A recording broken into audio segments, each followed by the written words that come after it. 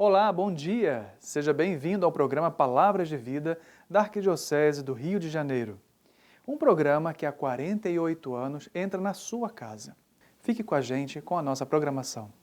Olá, bom dia Padre Arnaldo e um bom dia a você que nos assiste nessa manhã de domingo em mais um Palavras de Vida, o programa oficial da Arquidiocese do Rio de Janeiro na TV Brasil. E antes da gente começar, eu já quero te convidar a ficar por dentro de tudo o que acontece aqui no programa. Para isso, basta fazer a sua inscrição no nosso canal oficial no YouTube. É só acessar youtube.com/Palavras de Vida TV Brasil.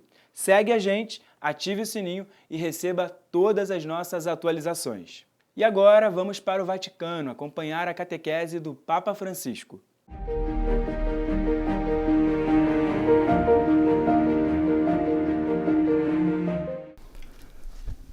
Em nome del Padre, del Figlio e dello Spirito Santo.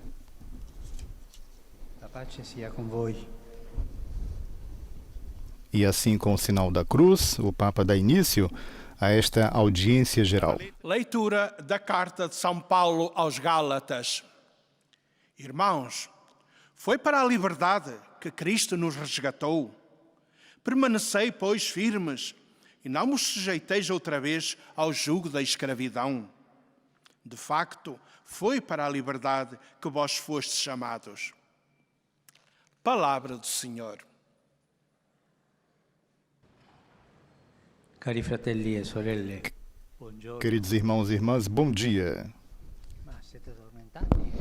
Vocês estão se adormentando. Bom dia, ressalta o Papa. Nel nostro itinerario di catechesi sulla lettera ai Galati, No nosso itinerário catequético sobre a carta aos Gálatas, podemos concentrar-nos no que São Paulo considera o âmago da liberdade. della libertà. O fato de que, com a morte e ressurreição de Jesus Cristo, fomos libertados da escravidão do pecado e da morte. In altri termini, Em outras palavras, somos livres. Nós somos livres perché siamo stati liberati. porque fomos libertados. Libertados pela graça, não por pagamento. Libertados pelo amor, que se torna a lei suprema e nova da vida cristã. Nós somos livres porque fomos libertados gratuitamente. Este é o ponto-chave. Hoje gostaria de salientar como esta novidade de vida nos abre para acolher cada povo e cultura e, ao mesmo tempo, abre cada povo e cultura a uma maior liberdade. Na verdade, São Paulo diz que, para aqueles que aderem a Cristo, já não importa se são judeus ou pagãos. Conta apenas a fé, que se torna operosa pela caridade.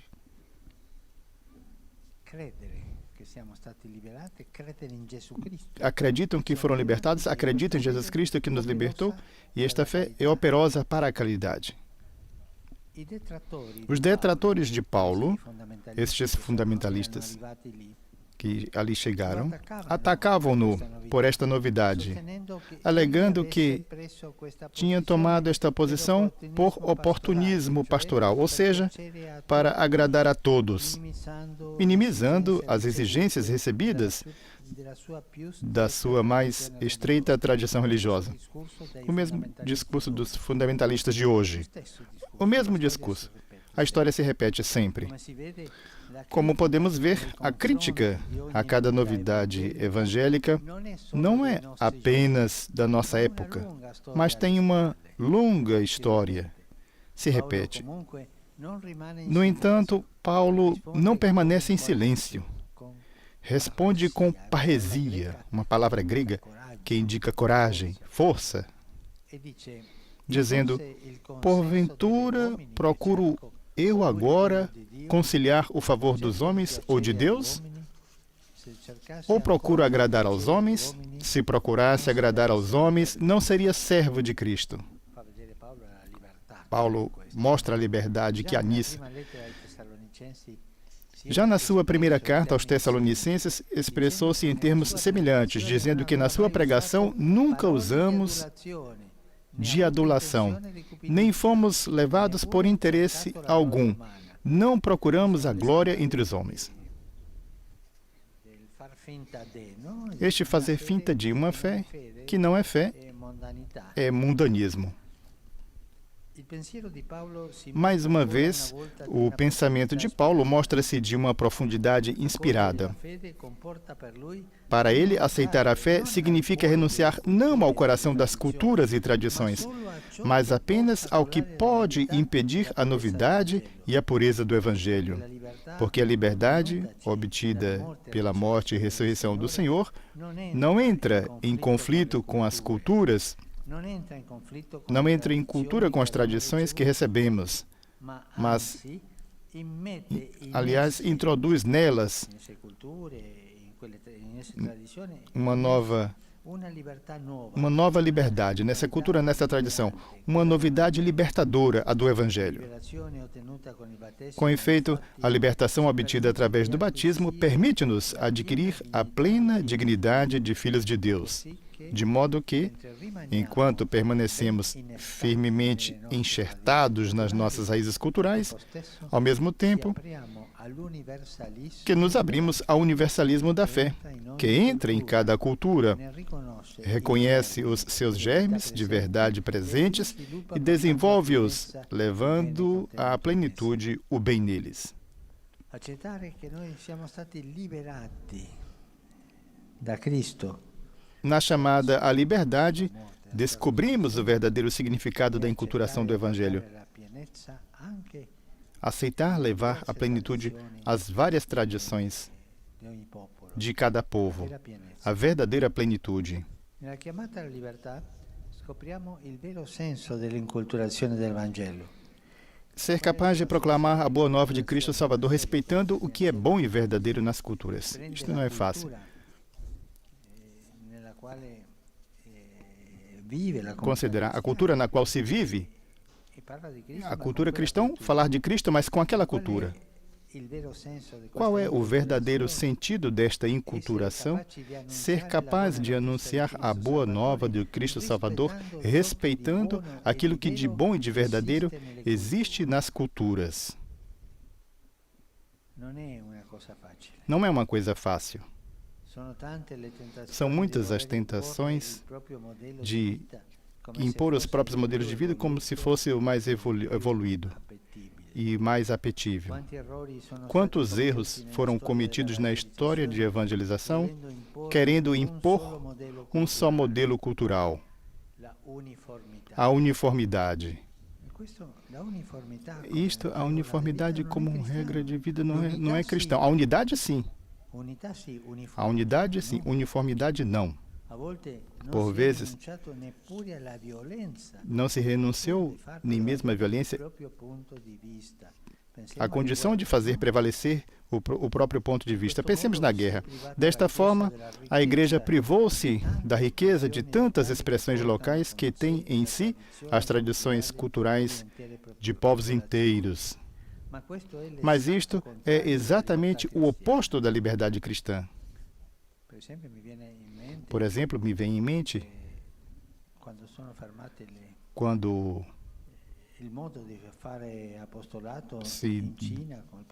o modo de fazer evangelização na China, ou mesmo na Índia, com o Padre Nobre, isto não é cristão? Sim, é cristão na cultura daquele povo. Em suma, a visão de liberdade própria de Paulo é iluminada e enriquecida pelo mistério de Cristo, que na sua encarnação, como recorda o Concílio Vaticano II, se uniu, de certo modo, a cada homem. Isto significa que não é uniforme, não. Existe a variedade, mas uma variedade unida.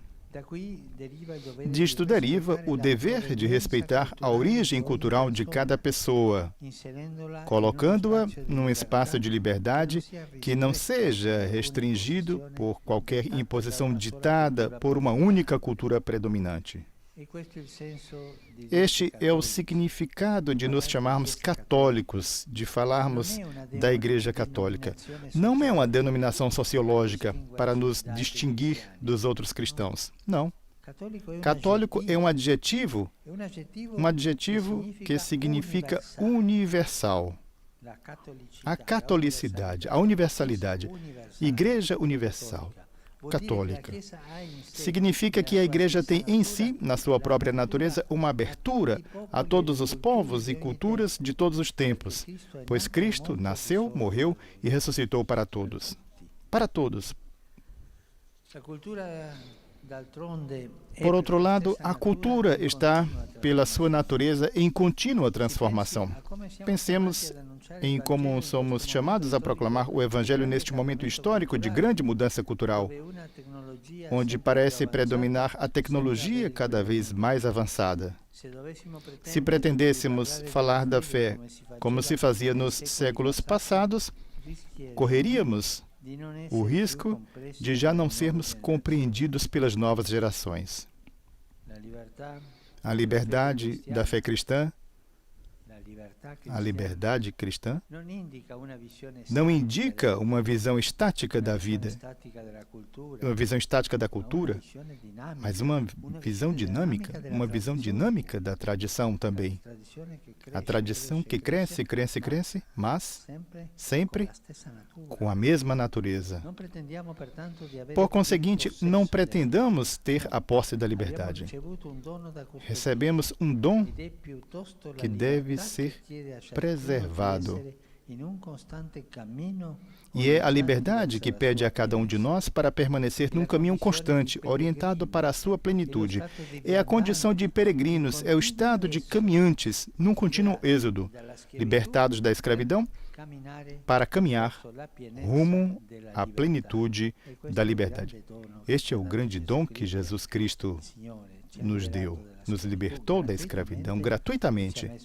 Colocou-nos no caminho para caminhar na plena liberdade. Muito obrigado.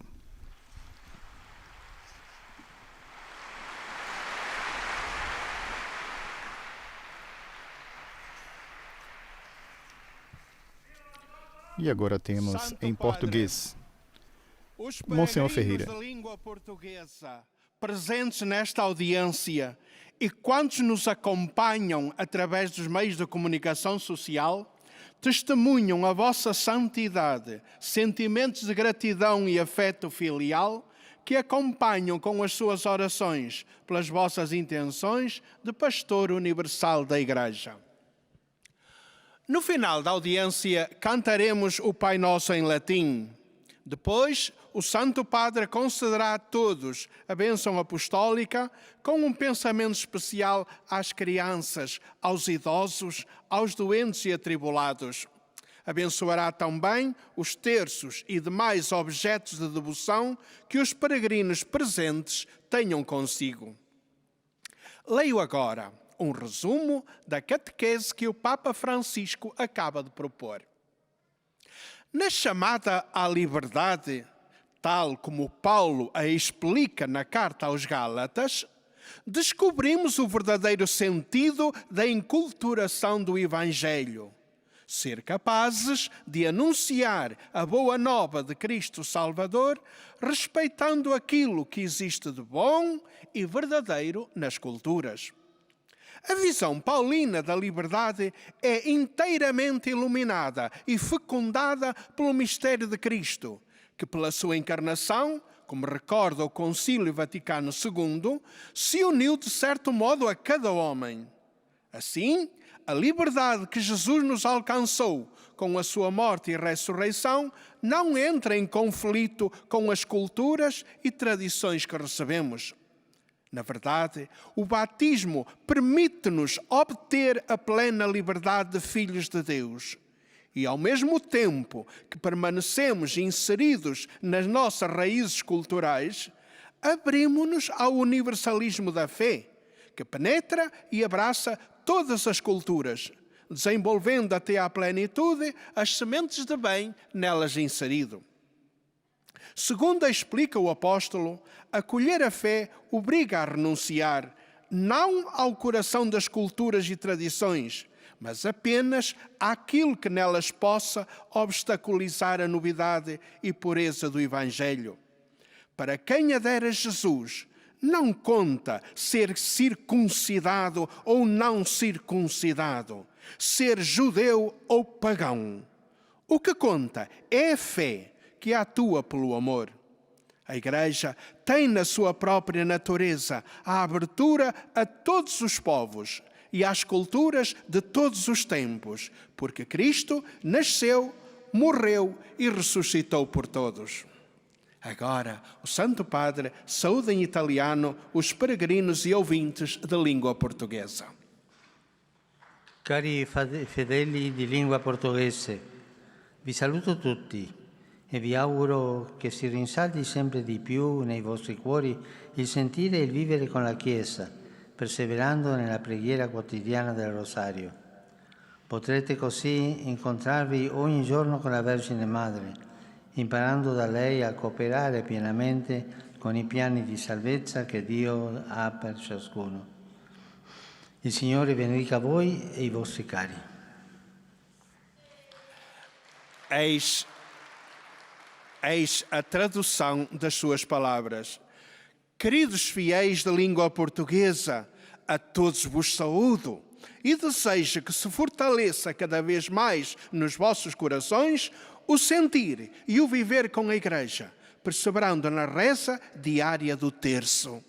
Podereis assim reunir-vos cotidianamente com a Virgem Mãe, aprendendo dela a cooperar plenamente com os desígnios de salvação que Deus tem sobre cada um. O Senhor vos abençoe, a vós e aos vossos entes queridos. Benção. E temos a oração do Pai Nosso. Pater noster, qui es in celis, sanctificetur nomen tuum, adveniat regnum tuum, fiat voluntas tua, sicut in cielo et in terra. Panem nostrum quotidianum da nobis hodie, et dimite nobis debita nostra, sicut et nos dimittimus debitoribus nostris, et ne nos inducas in tentationem, sed libera nos a malo. Dominus vobiscum, Et cum spiritu tuo, sit nomen Domini benedictum, ex hoc nunc et usque in seculum, aiutorium nostrum in nomine Domini. qui feci celum et terram. Benedicat vos omnipotens Deus, Pater, et Filius, et Spiritus Sanctus. Amen.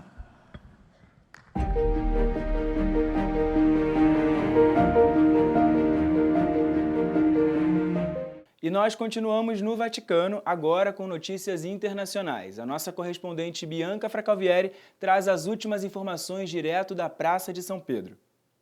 Olá, Vinícius. Ouvimos a catequese do Papa Francisco nesta semana, em que o evento protagonista foi o início do processo sinodal. Depois da abertura com uma missa na Basílica de São Pedro, a partir deste domingo, 17 de outubro, você também pode participar deste evento que está sendo considerado o mais importante desde o Concílio Vaticano II. O tema é Por uma Igreja Sinodal, Comunhão, Participação e Missão.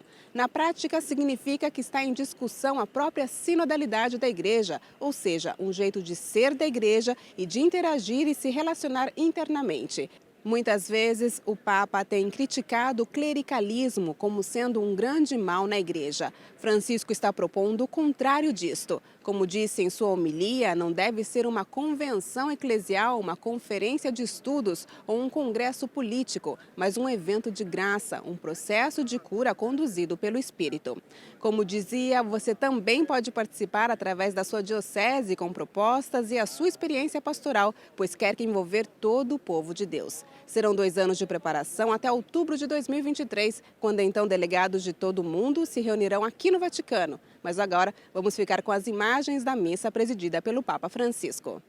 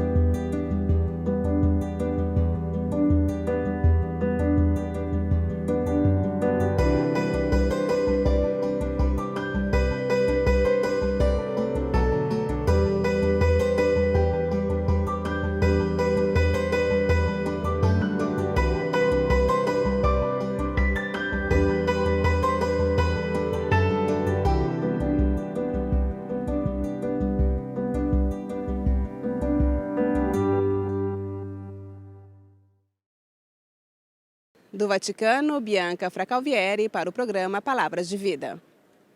Obrigado, Bianca. Na semana que vem ela volta com mais informações direto de Roma. E no próximo bloco você confere as últimas notícias direto de Brasília no boletim Igreja no Brasil. A gente volta já já, não saia daí.